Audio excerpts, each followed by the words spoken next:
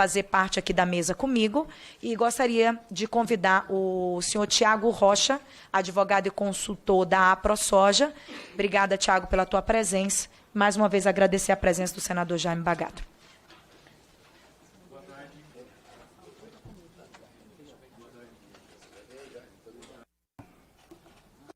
Agora sim. Boa tarde. Muito obrigado pelo convite. A deputada Cristiane Lopes, em seu nome, eu cumprimento todos aqueles que estão nos assistindo aqui, ou até por videoconferência também, para a gente ir direto ao assunto. Os representantes do INCRA também. Muito bom falar com vocês. A gente estou colocando só uma apresentação ali para que a gente possa orientar a fala, né? Então, estou aqui representando a Associação dos Produtores de Soja e Milho do Estado de Rondônia, né? Mas também em razão da unificação e da visão e do sentimento em relação aos problemas oriundos dos embargos, né? E da atuação do INCRA, de uma forma geral, do Ministério do Meio Ambiente, da FUNAI, as demais entidades, a Federação da Agricultura de Rondônia, a OCB, né, a Associação também dos Pecuaristas, pediram para que a gente unificasse a nossa manifestação, exatamente também para trazer mais agilidade aqui na conversa. Bom, a minha apresentação, eu vou pular a parte que trata dos problemas que foi bem já exauridos aqui. Eu acho que nós podemos falar um pouquinho sobre conceitos, né? A coisa está tão complicada, nós chegamos num momento em que está tão difícil falar sobre direitos, né, sobre garantias constitucionais, sobre problemas de normas infralegais, que eu acho que nós precisamos voltar à origem. Nós precisamos falar dos conceitos. O primeiro deles, o que é embargo, né? Todo mundo quer falar de embargo, como se fosse um especialista no assunto, mas poucos querem estudar o que efetivamente é embargo. Então, vamos prestar um serviço social, né?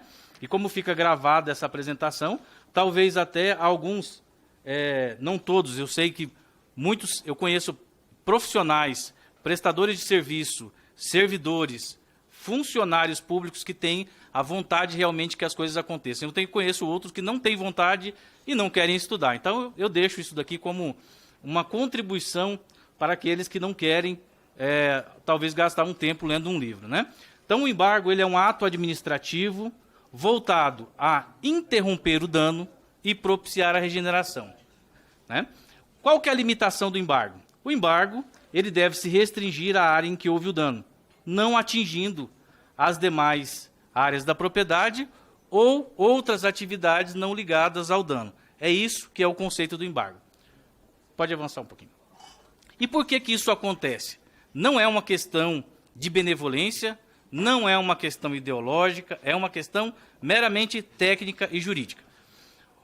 No campo ambiental, em termos de matéria ambiental, nós podemos ter tripla responsabilização do agente, por sua ação ou omissão. A primeira delas é administrativa, a gente cita o embargo.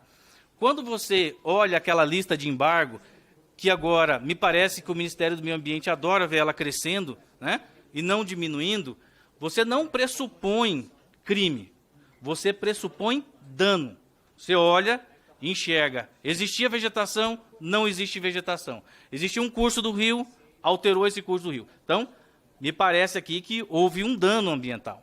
Um crime começa a partir da apuração de responsabilidade. E aí nós temos concomitantemente, ou seja, o mesmo ato pode gerar uma responsabilidade administrativa com embargo, uma responsabilidade civil, e dando um exemplo aqui, uma multa, né? E uma responsabilidade penal, que é até uma privação de liberdade, né? Então, vejam só, isso é muito grave. Por que que o embargo não pode ser punitivo? Porque o artigo 5º da Constituição diz que a ampla defesa, o contraditório e o devido processo legal são garantidos também aos processos administrativos.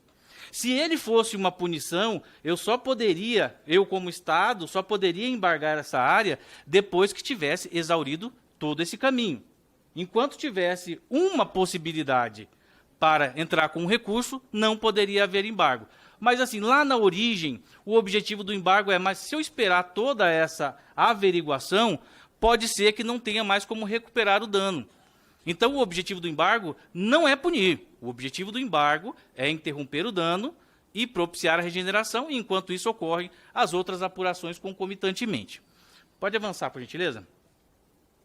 Bom, e onde que está isso, né?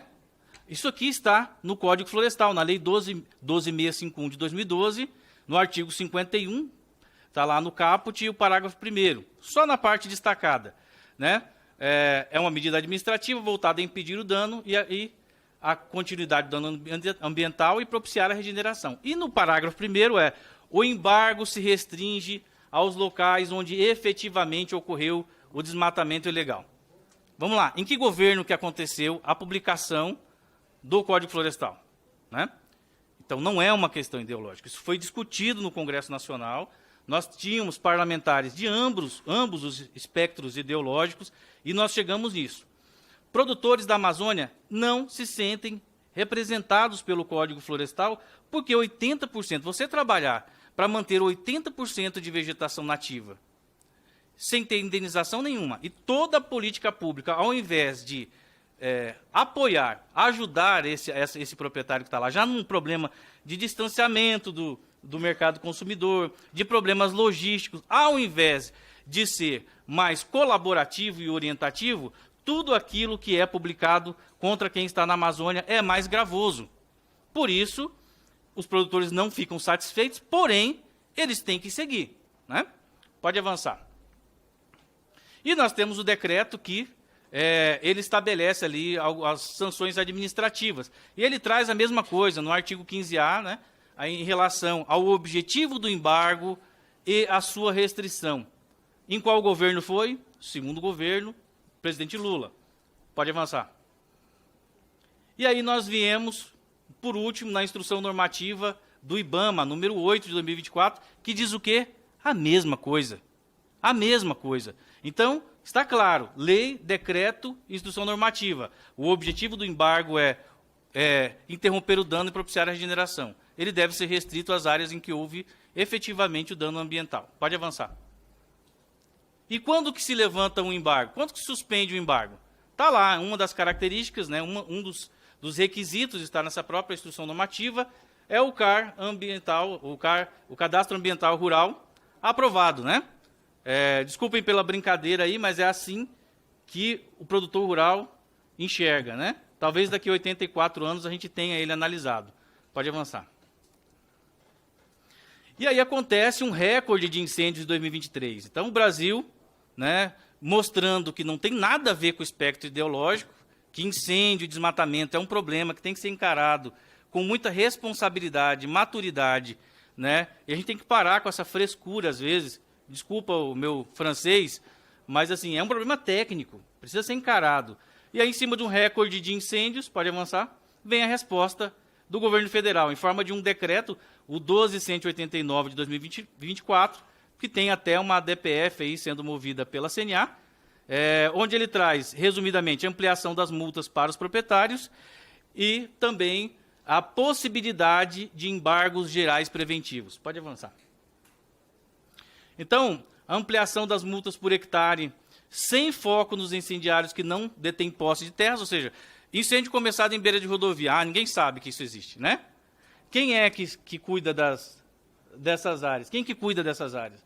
Quando não estão com concessão, elas são ou federais ou estaduais. E um monte de focos começa lá. Tu começa em parques, começa em reservas.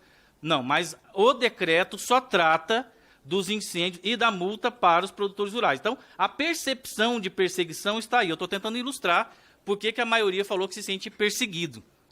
Para não deixar dúvidas, é por conta dessas coisas, tá? A individualização das condutas e do contraditório foi absolutamente ignorado. Olha o artigo 16A. Não poderá embargar em conjunto. Espera aí, mas temos situações... Então, eu olho lá, 10 produtores... A área 1 tem 2 hectares, o outro tem 5, o outro tem 10. Me questionem, eu quero que me questionem, porque eu conheço essa lista de embargos. Eu conheço esses embargos por editais. É desse jeito, é 8 aqui, 5 ali, 9 ali, 12 aqui. Junta todo mundo, porque o embargo foi razão, desmatamento ilegal. Mas é óbvio, só se classifica como desmatamento ou outros. E algumas classificações de incêndios são como desmatamento. Então, por óbvio, vai estar tudo desmatamento. Então, vamos embargar geral e aí resolve o problema. Pode avançar, chegando ao final. São mais de 4.200 propriedades afetadas e notificadas por editais, ou seja, esquece garantias constitucionais, esquece tudo aquilo que eu citei antes. Pode avançar. Esquece que as estatísticas mostram que, por exemplo, no Amazonas ali, né, 73% indicação do governo do Amazonas, em audiência pública no STF. 73% dos focos de incêndio estão em áreas federais, né? Pode avançar. 73%. E qual é a responsabilização para o agente público, para o incauto?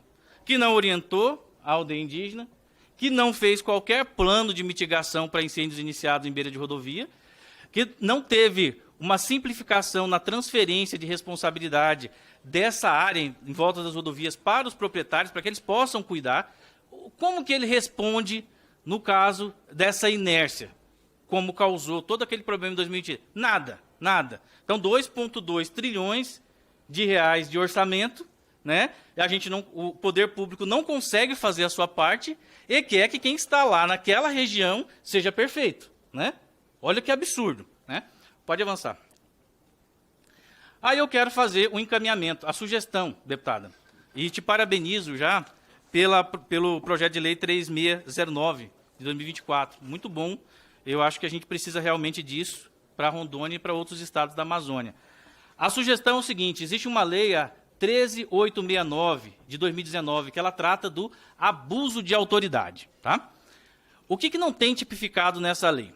Então, aquele abuso de autoridade regulatória, aquele agente público, né, movido inicialmente pela síndrome do pequeno poder, que sai em um ministério, que sai em outro ministério, que sai em outro ministério, e coloca normas que confrontam todos os nossos direitos individuais, que confrontam leis, e que aí tem que ficar o Congresso Nacional, a Câmara e o Senado, colocando PDL, fazendo audiência pública, fazendo reuniões com esses servidores públicos, mas sentados como se o parlamentar fosse ele, e não fosse vocês.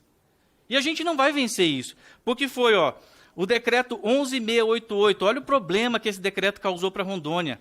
Cancelou o certificado de reconhecimento de ocupação, tirou o pessoal do crédito, tirou muito produtor do crédito, porque criou lá um conceito de floresta tipo B, retirou do decreto a destinação para regularização fundiária, como se o decreto pudesse desprezar a Lei 11952 de 2009 e também o artigo 188 da Constituição. Então, por decreto, eu não concordei, na época eu fui voto vencido, então agora eu vou reverter isso.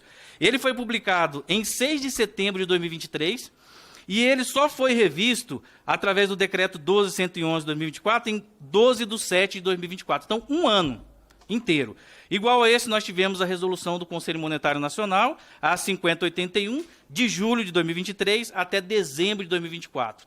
Quem é que vai ser responsabilizado pelos impactos que causou para as famílias? Quem é que vai, né? Enquanto a gente não mexer nessa lei e não responsabilizar esses agentes, deputado, enquanto isso, nós vamos ficar enxugando gelo. Porque ninguém respeita aquilo que está delimitado via lei e via Constituição. Então, ele vai fazendo, porque no final das contas eles não acreditam que vai dar nada, tá? E se a gente fizer uma investigação, nós tomamos esse cuidado de fazer essa investigação, a gente identifica lá reuniões de uma pessoa, de um ministério, que passou pelo MDA, que passou pelo Ministério da Fazenda, e na mesma época deu um voto do Ministério da Fazenda mudando o conceito de embargo para crédito. Aí, floresta pública tipo B no MDA, retirando a destinação para regularização fundiária, né?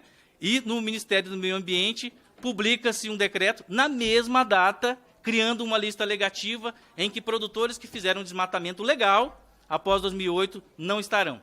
Então, criando uma lista que vai segregar produtores rurais. Então, este movimento nós não podemos admitir mais. Tem que ter alguma forma de responsabilização, ou a gente vai ficar enxugando gelo aqui para sempre. Obrigado. Muito obrigada, Tiago. Todas as